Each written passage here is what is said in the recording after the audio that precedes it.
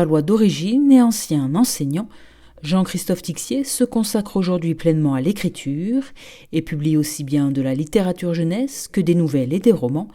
Dans son dernier ouvrage, Les Mal-aimés, l'auteur s'appuie sur un pan méconnu de notre histoire, les colonies pénitentiaires pour mineurs.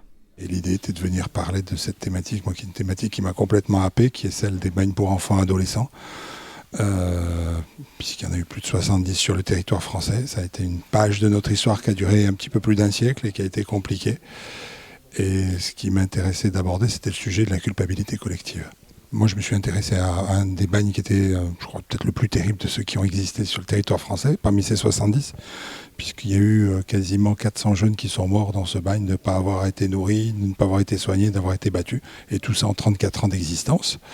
Et mon roman se situe, alors c'est pas le roman du bagne, c'est un roman qui se situe 17 ans après la fermeture du bagne. C'est la population locale qui travaillait dans ces bagnes, c'est eux qui étaient gardiens, qui étaient lingères, qui étaient cantinières. Et puis à un moment donné, parce qu'ils voient des phénomènes qu'ils jugent bizarres, ils se demandent si ce ne sont pas les enfants qui vont revenir se venger de tout ce qu'ils ont pu subir. Et là, c'est un petit peu la panique dans le village. Chacun est en train de faire un peu son examen de conscience, ou en tout cas de se rendre compte que voilà, tout le monde a des choses à se reprocher. Et c'est le moment où ce village va basculer un petit peu enfin, pas un petit peu d'ailleurs, complètement dans la folie et l'hystérie. Donc c'est plutôt le roman de la communauté rurale. Donc en 1901, cette communauté rurale qui a travaillé dans ce bagne.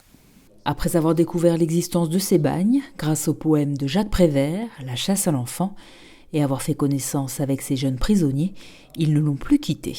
Quand on feuillette 1850 fiches d'écrou ou la vie des gamins, de ces gamins-là, parce qu'on peut parler de gamins, ils avaient 8 ou 10 ans quand ils arrivaient là, et c'est résumé en une page où on a les dates d'entrée, les motifs de condamnation ou d'acquittement, puis qu'on voit la terrible colonne de cause de la sortie décédé-le, et quand on fait un rapide calcul mental, on s'aperçoit qu'ils atteignaient rarement les 12, 13, 14 ans, pour beaucoup.